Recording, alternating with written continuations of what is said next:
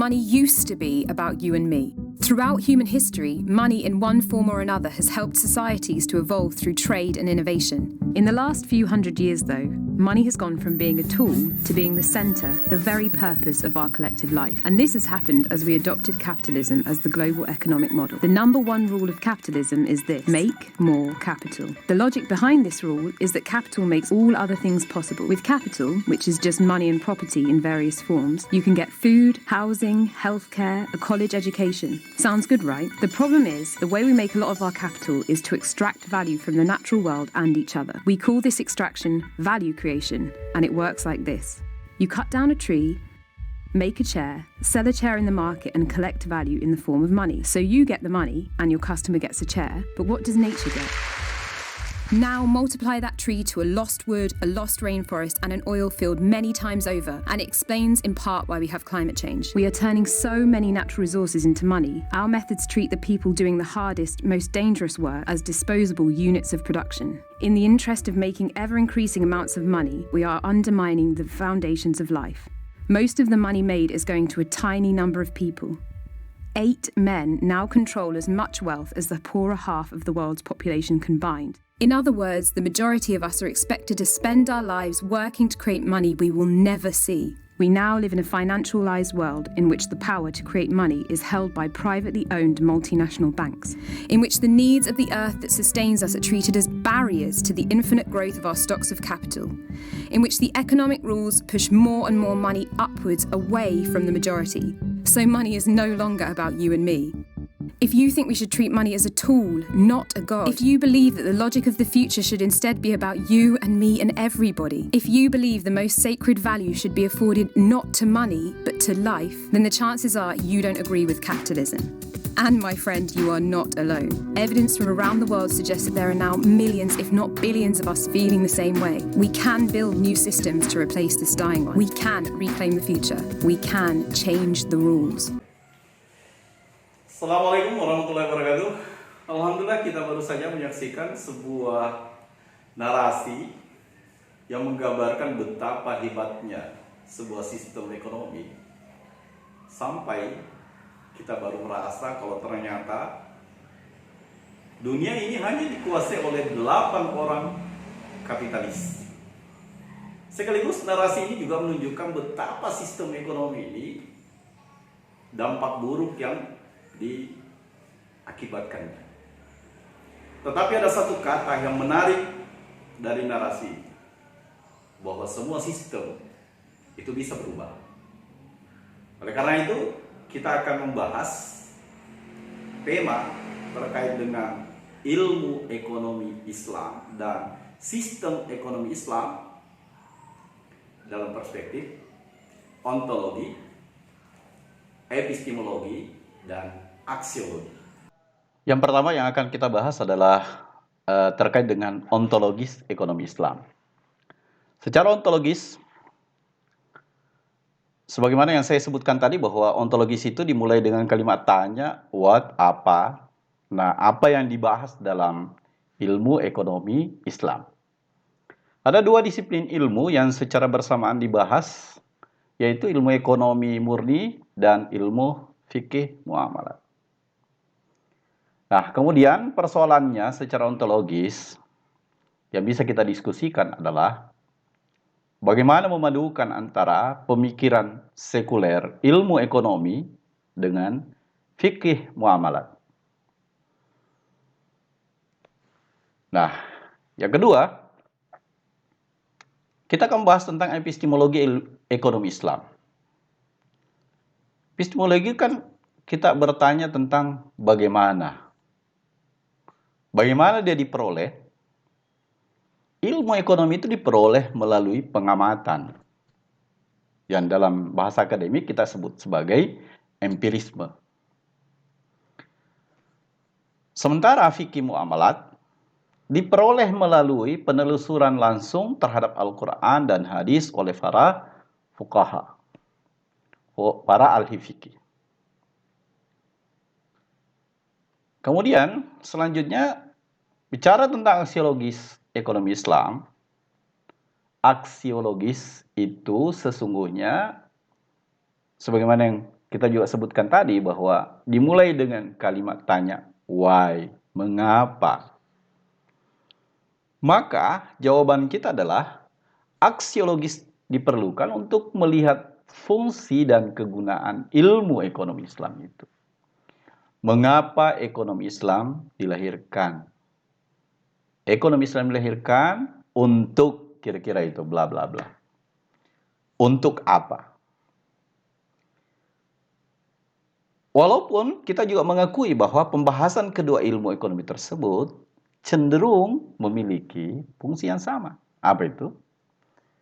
Sama-sama bertujuan untuk menyelesaikan persoalan ekonomi manusia secara umum.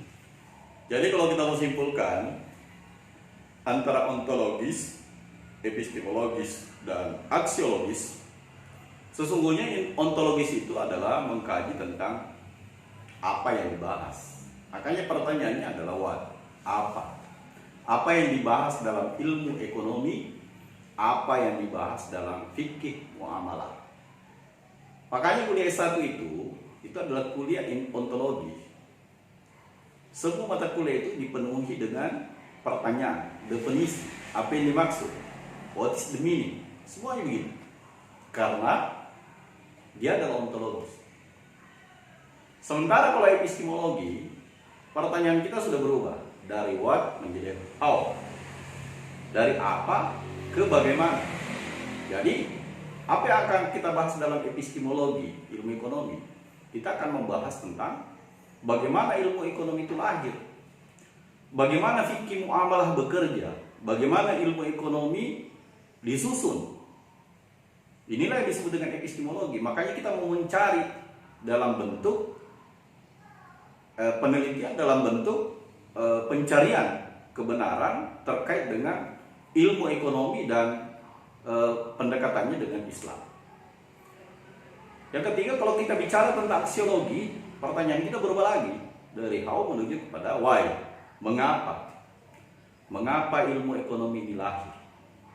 Mengapa fikih muamalah seperti ini cara kerjanya? Mengapa ilmu ekonomi? Ketika kita bertanya tentang mengapa, maka jawabannya kita akan menuju kepada tujuan dan fungsi. Apa tujuan dari ilmu ekonomi itu? Apa tujuan dan fungsi daripada fikih muamalah? Tetapi satu hal yang harus kita pastikan bahwa semua tujuannya sebenarnya masih berada dalam konteks yang satu, yaitu sama-sama menyelesaikan persoalan ekonomi kemanusiaan.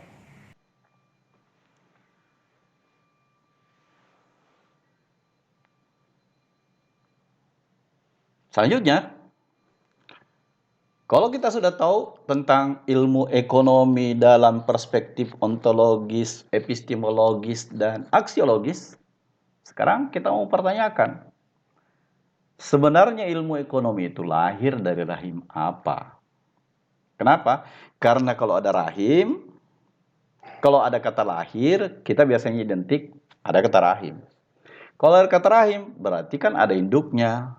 Nah, induk ilmu ekonomi itu sebenarnya adalah itulah yang kita sebut sebagai sistem ekonomi. Nah, sekarang pertanyaan selanjutnya adalah apa bedanya ilmu dan sistem? Saya mau memberikan gambaran dalam bentuk analogi. Ada dua analogi yang akan kita sampaikan. Yang pertama, ketika Anda membeli bensin seharga 6.500 per liter di pom bensin, maka ada dua pertanyaan yang bisa muncul dari pernyataan ini. Pertanyaan pertama adalah bagaimana cara, ingat pertanyaan ini, bagaimana cara menentukan harga 6.500 itu? Bagaimana cara menentukan harga pokok dan harga jual? Itu pertanyaan pertama.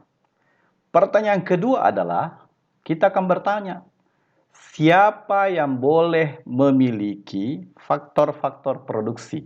Atau sederhananya begini, siapa yang boleh memproduksi bensin? Individu boleh, swasta boleh, atau pemerintah boleh? Nah, Pertanyaan bagaimana cara, itulah yang disebut dengan ilmu. Kenapa disebut sebagai sebuah ilmu? Karena bagaimana caranya menentukan harga 6.500, harga pokok dan harga jualnya, kita membutuhkan ilmu. Kita membutuhkan ilmu matematika, kita membutuhkan ilmu akuntansi, kita membutuhkan ilmu manajemen keuangan, dan ilmu-ilmu lain. Intinya ketika kita bertanya bagaimana cara, maka kita membutuhkan yang namanya ilmu. Tetapi ketika kita bertanya siapa yang boleh memiliki faktor produksi itu, maka ini sudah terkait dengan pandangan, terkait dengan ideologi, terkait dengan faham. Saya kasih contoh. Kalau dalam negara kapitalis atau sistem ekonomi kapitalis, semua boleh memiliki. Semua masyarakat, baik individu maupun swasta. Sementara di dalam negara sosialis atau sistem sosialis, hanya pemerintah yang boleh memiliki. Dalam Islam, mungkin lebih lagi ceritanya. Analogi kedua, ketika Anda membayar pajak, sama dua pertanyaan yang muncul. Yang pertama adalah bagaimana cara menghitung pajak atau bagaimana cara menentukan jumlah pajak yang harus dibayar. Terkait dengan bagaimana cara, ini terkait dengan ilmu. Kita butuh ilmu perpajakan, kita butuh ilmu matematika, kita butuh ilmu akuntansi, kita butuh ilmu statistik, dan lain-lain. Intinya, bagaimana cara? Jawabannya adalah ilmu. Tapi ketika kita bertanya lebih jauh, siapa yang harus membayar pajak? Maka di sini tergantung dari cara pandang, ideologi, faham, keyakinan yang dimiliki oleh seseorang atau suatu bangsa atau sebuah sistem. Dalam sistem ekonomi kapitalis, semua masyarakat bisa ditarik pajaknya. Dalam sosialis, negara yang tanggung pajak. Sementara dalam Islam, itu terbagi dua. Untuk orang Islam, tidak kena pajak. Tetapi cukup bayar sedekah, zakat, sedekah, infak, dan zakat. Sementara yang bayar pajak adalah non-Islam, yang kita sebut dengan jizyah. Mungkin pembahasannya lebih detail lagi dalam tema-tema kita yang lain. Nah, selanjutnya, kalau kita bicara tentang ilmu ekonomi dan sistem ekonomi, ternyata bahwa ilmu ekonomi itu hanyalah seperangkat alat. Jadi tadi dari analogi yang kita sampaikan, sesungguhnya itu memberikan kesimpulan bahwa ternyata ilmu ekonomi itu adalah tools, adalah alat. Nah, sementara kesimpulan lain kita bisa tarik bahwa ternyata ilmu ekonomi itu sifatnya netral, objektif, tidak dipengaruhi oleh pandangan hidup dan ideologi tertentu. Jadi ketika ada sebuah ilmu yang sifatnya tidak objektif, tidak netral, dia dipengaruhi oleh sebuah ideologi, maka dia sudah tidak lagi dikategorikan sebagai sebuah ilmu. Nah, sistem ekonomi terkait dengan pandangan hidup, ideologi tertentu. Sistem ekonomi bersifat tidak netral, subjektif, dan dipengaruhi oleh pandangan hidup dan ideologi tertentu. Maka dalam hal ini kita harus berhati-hati. Jangan sampai kita menganggap sesuatu ini adalah ilmu, ternyata bukan ilmu ekonomi karena tidak netral. Ilmu itu harus netral. Jadi kita harus membedakan mana ilmu yang sifatnya netral dan mana yang seharusnya masuk ke dalam sebuah sistem ekonomi. Nah, gambarannya kira-kira hubungan ilmu ekonomi dan sistem ekonomi, saya menggambarkannya bagaikan majikan dan buruh. Sistem adalah majikannya dan ilmu adalah buruhnya. Buruh sangat tergantung dengan majikan. Kalau majikan memerintahkan perbuatan jahat, maka jahatlah buruh itu. Kalau dia memerintahkan kebaikan, maka baiklah buruh itu. Seperti itulah adanya ilmu. Ilmu itu sangat terkait dengan sistem yang melingkupinya dan sistem yang mewadahinya. Makanya kemudian analogi berikutnya kita menganggap bahwa dia bagaikan wadah dan isi. Sistem itu adalah wadahnya dan ilmu adalah isinya. Nah, selanjutnya saya akan menjelaskan proses lahirnya sebuah ilmu ekonomi. Jadi, kalau kita lihat di sini ada pandangan-pandangan ekonomi. Cerita tentang pandangan ekonomi di sini bisa saja adalah pandangan ekonomi kapitalis, pandangan ekonomi sosialis, pandangan ekonomi Islam, pandangan ekonomi merkantilis, pandangan ekonomi Pancasila, pandangan ekonomi demokrasi, dan lain-lain. Itulah yang kemudian menjadi sebuah sistem ekonomi. Nah, ketika diterapkan dalam masyarakat, maka dia akan membentuk sebuah masyarakat ekonomi. Masyarakat ekonomi yang terbentuk ini akan terjadi sebuah keteraturan perilaku ekonomi. Dari keteraturan perilaku ekonomi inilah, dan dalam masyarakat ekonomi inilah, dikaji secara ilmiah. Nah, di sini pekerjaannya para peneliti, para akademisi mengkaji tentang masyarakat ekonomi dan perilaku ekonomi.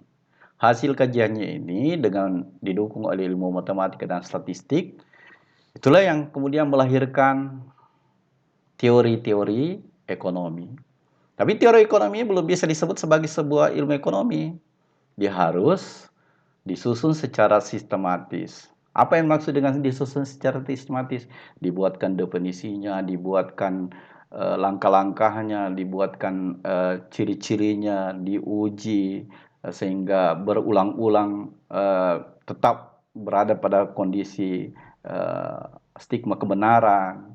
Nah, nanti setelah itu secara sistematis disusun, itulah yang kemudian kita sebut sebagai ilmu ekonomi. Berikutnya, kalau begitu dari rahim apa ilmu itu lahir? Mengapa kita perlu mengetahuinya? Ya karena kalau ada anak yang lahir dari induk yang salah, apalagi tersesat, ya kita harus waspada terhadapnya.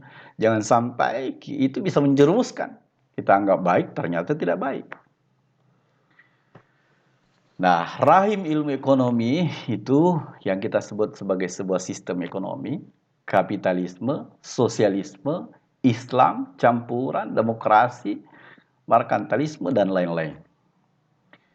Nah, kalau begitu saya ingin menjelaskan ulang kembali proses lahirnya ilmu ekonomi secara detail jika dihubungkan dengan sistemnya. Nah, katakanlah di sini ada pandangan-pandangan ekonomi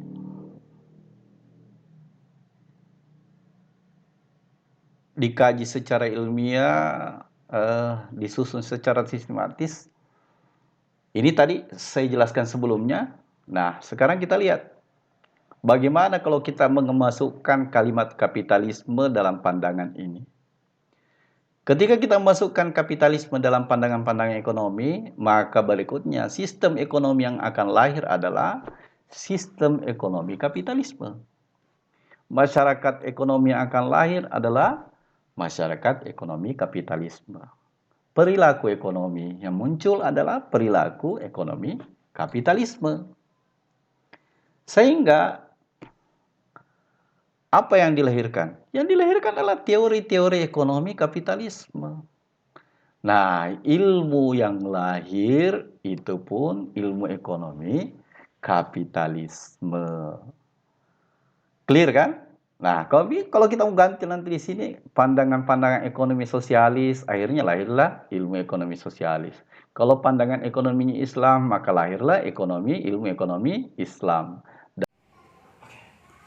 Wow, hanya itu yang bisa kita katakan bahwa betapa lahirnya sebuah ilmu yang kita sebut dengan ilmu ekonomi ternyata melalui sebuah proses di mana ada masyarakat ekonomi kapitalisme terbentuk, kemudian tercipta sebuah perilaku dan keteraturan perilaku. Di sanalah kita mengkaji dan ternyata Hasilnya adalah lahirlah sebuah teori-teori ekonomi yang selanjutnya itulah yang disebut dengan ilmu ekonomi, yang lahir dari sebuah rahim yang kita sebut dengan sistem kapitalisme. Sehingga apa yang implikasi dari bahasan kita saat ini? Implikasinya adalah bahwa ternyata ekonomi makro yang akan kita pelajari seperti dalam buku ini, ternyata apapun pokok bahasannya, ini lahir dari sebuah sistem ekonomi yang bernama kapitalisme. Sehingga ilmu yang akan kita pelajari adalah ilmu ekonomi kapitalisme. Sekarang pertanyaannya, bagaimana hubungannya dengan Islam? Nah, kalau kita berbicara bagaimana hubungannya dengan Islam, maka kita butuh satu tema yang membahas terkait dengan proses Islamisasi ilmu ekonomi menjadi ilmu ekonomi Islam. See you next. Assalamualaikum warahmatullahi wabarakatuh.